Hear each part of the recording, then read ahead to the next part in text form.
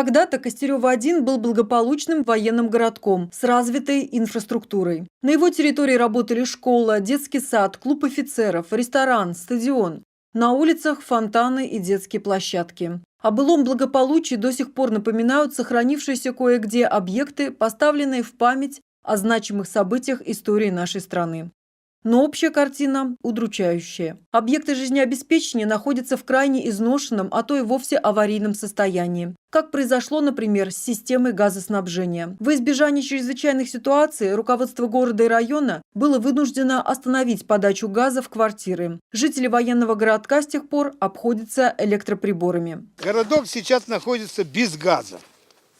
Все оборудование, электрическое оборудование городка сейчас находится в таком состоянии, что может в любой момент выйти из строя, так как нагрузка на электросети очень большая стала.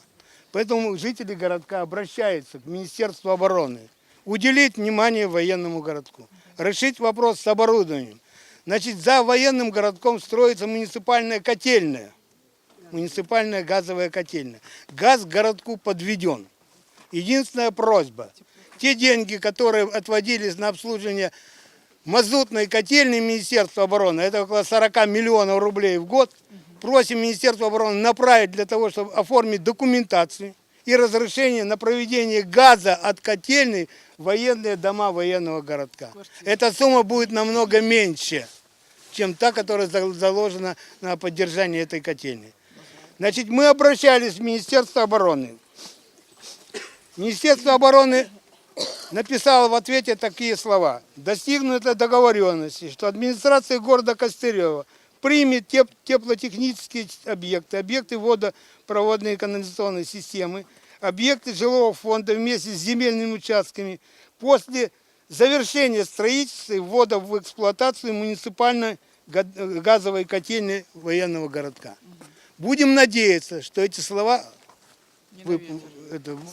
будут исполнены.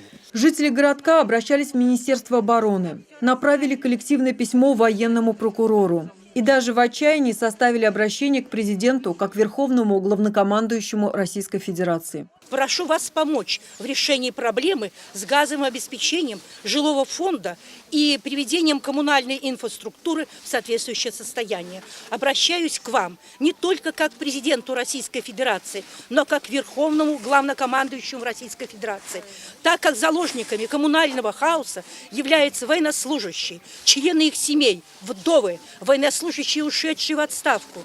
Помогите. Благодарю. Кроме проблем с обеспечением газа, жители военного городка очень беспокоит качество воды. Системы водоснабжения и водоотведения в Костерево-1 оставляют желать лучшего. Водонасосная станция находится в ужасающем состоянии, не обслуживалась и не ремонтировалась много лет. Сейчас мы относимся к ЖКХ, который сейчас якобы управляется с города Владимира, а филиал находится в Ногинске. Накладные приходят не вовремя. С задолженностями. Люди не могут вовремя уплатить. Договор в социальной службе не заключен. Договор об оплате на почте не заключен. Мы сейчас будем принимать меры, чтобы поехать во Владимир, лично я поеду, о том, чтобы как-то решить вопрос. Проблем в жилищно-коммунальном хозяйстве Костерево-1 очень много. Жильцы многоквартирных домов рассказывали о перебоях с горячей водой, о текущих крышах. Очень беспокоит пенсионеров и отсутствие представителей обслуживающей организации в зоне пешей доступности. Разобраться в цифрах начислений получается не у всех. Квитанции приходят с опозданиями, а за каждый день просрочки назначают пени. Сидела женщина, принимала платы, писала квитанции, тихо, мирно. Раз передали нас в Ногинск. Ну почему не на Дальний Восток, мы удивляемся. Нам присылают квитанции из Ногинска. Непонятно как. У меня совершенно другие показания. Дозвониться туда невозможно. Обращайтесь, там интернет, сайты, я не понимаю в них вообще ничего. У жителей Костерево-1 есть уверенность, что с передачей земли и объектов инфраструктуры из собственности Минобороны в муниципалитет ситуация сдвинется с мертвой точки. Понимают здесь и то, что принять на баланс разрушенное, находящееся в аварийном состоянии имущество без какого-либо финансового обеспечения со стороны Минобороны не значит решить вопрос. Дотационный бюджет города просто не потянет такую нагрузку. Как только будут земли и жилой фонд, и все это будет передано, все теплохозяйство, газохозяйство, все будет передано городку, только тогда город сможет принимать какие-то решения. Почему? Потому что модульная вот эта газовая котельная построена с бюджета области, даже не Министерства обороны. Почему вчера и говорили, что, товарищи, мы вам построили газовую котельную. Уберите те деньги, которые делали затраты на мазутную котельную, дайте эти деньги на обеспечение военного городка газом. Газ рядом, вот за забором. Городские власти не отказываются от того, чтобы забрать городок.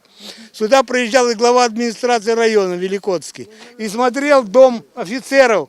Уже планирует возобновить работу этого дома, наладить деятельность его. Все как положено. И смотрели все сооружения, уже планы уже какие-то есть. Станется вопрос передача военного городка. Администрация города и района делают все возможное, чтобы ситуация разрешилась. Текущее обследование вообще газового хозяйства показало реальную угрозу утечек из групповых химкосных установок и газораспределительных сетей. В связи с чем информация о предоставлении коммунальных услуг, о состоянии газового хозяйства была доведена до уполномоченных структур Министерства обороны, это Департамент имущественных отношений, Центральное территориальное управление имущественных отношений Министерства обороны, Департамент ЖКХ администрации Владимирской области, соответственно, районная администрация.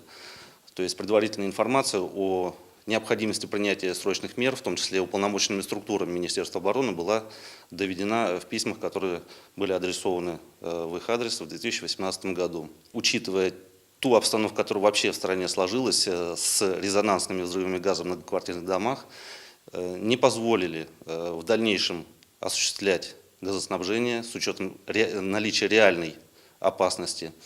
И было принято решение о временном прекращении газоснабжения из этих групповых химкосных установок.